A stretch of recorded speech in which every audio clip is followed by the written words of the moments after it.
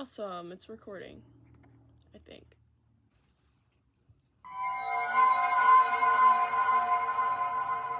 So this is my first YouTube video. I'm kind of scared to post this. I'm just coming on here to tell my story because I've been through a true crime documentary worthy amount of things just honestly within the past year. And I want to talk about it because I haven't been able to really talk about it publicly. Just honestly out of fear. I've been told basically my entire life that if I were to talk about what happened to me, nobody would believe me and everyone would just think I'm a liar. And my parents, the people who raised me, placed that mindset in my brain. So it's just been hard for me to kind of come to terms with the fact that I'm free now and I actually can talk about it. So I'm going to talk about it. My name is Anna. I'm 20 years old.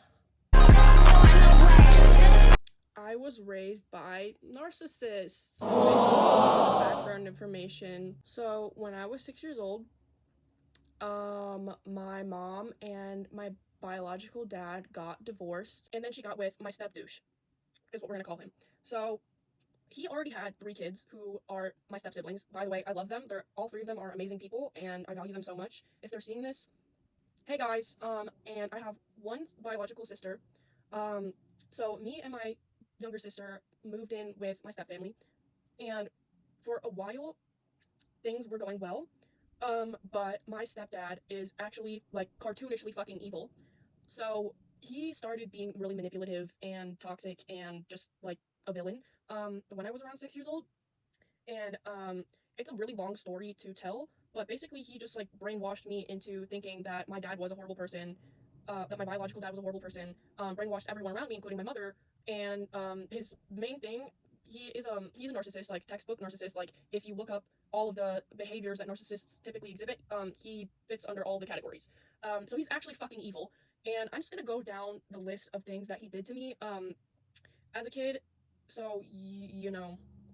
Trigger warning if topics like physical abuse are something that you're sensitive about. I will be talking a little bit about that because it happened to me, and hopefully that doesn't make anybody upset. So when I was 6-ish, 7-ish years old, he started blaming me for things that I didn't do.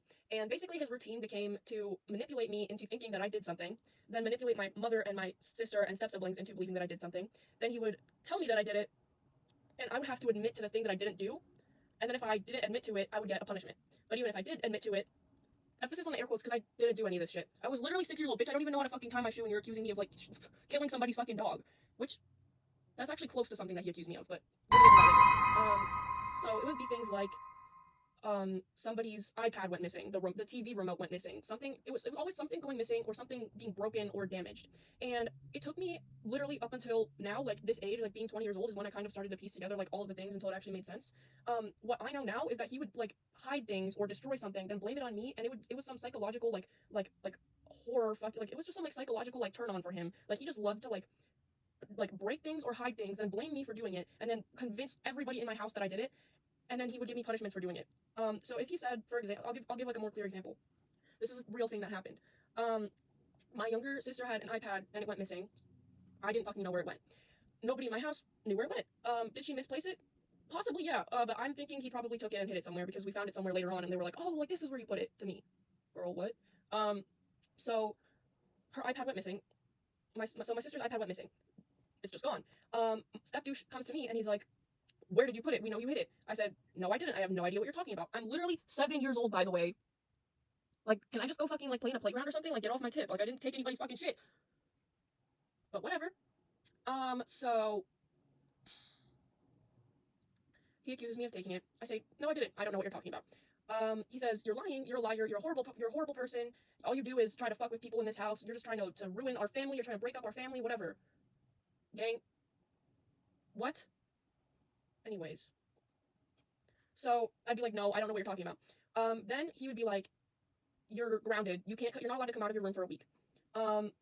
And it would start off with things like that, and it progressed eventually. They started taking things away from me that I needed, like, for example, a pillow, a blanket. I wasn't allowed to sleep with a pillow or a blanket. They would take away, like, any toys that I had, so I couldn't entertain myself when I was locked up in my room.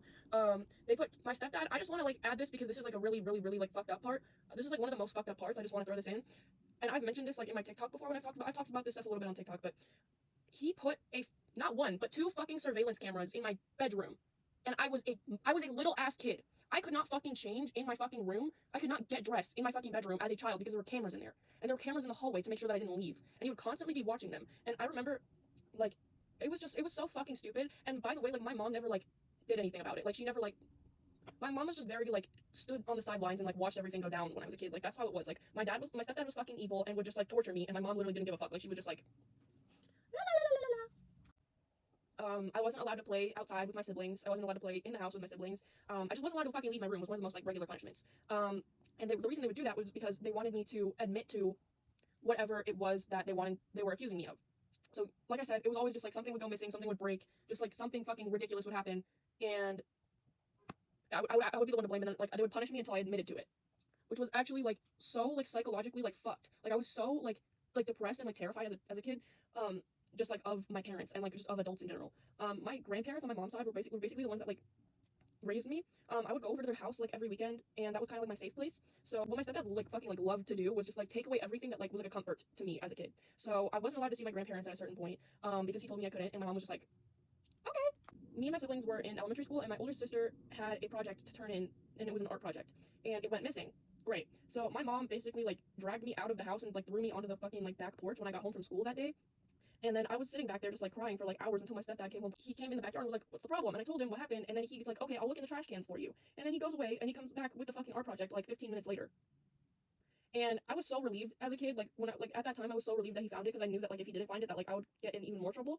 And, like, so, yeah, I know now that he, like, took it to fuck with me and to fuck with my mom and, like, fuck up our relationship. Like, that was, like, his entire goal, was to, like, fuck up me and, like, everyone in my life and, like, my relationships with them. Like, I'm telling you guys, he was, like, cartoonishly fucking evil. Also, I'm not gonna really be able to cover all of the stuff that happened in this video, but there definitely will be a part 2 when I get around to making it. But, so, basically what happened was he found the project, and then, they were like, oh, like, we found it, like, you could've just told us that you put it in the trash can.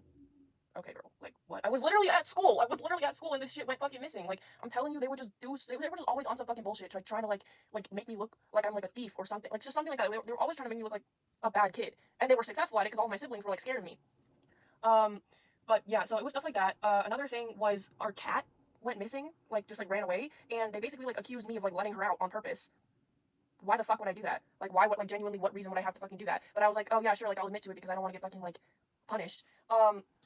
And some other things that they did were, like, my stepdad used to, like, beat me, like, he just used to, like, fucking, like, absolutely, like, fucking dog me, bro. Like, he, like, dragged me up the fucking stairs by my hair one time. And he had cameras all around the house, so I'm sure, like, if I decided to, like, open up a court case about this or something someday, like, there's probably footage somewhere of me, like, literally getting beat.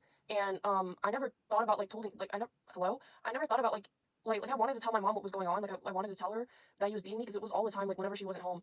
And I just never did, because I was, like, scared of, like, ruining their relationship. And that's what he would always tell me, like, if you tell her, like, you're just gonna be, like, ruining our relationship. Like, I bet that's your whole goal. Like, you just want to see your mom, like, unhappy or whatever the fuck. Gang, you are a grown fucking man.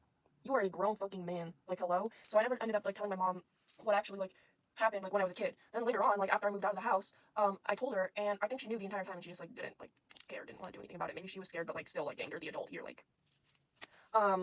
So, yeah, I don't know, that was rough.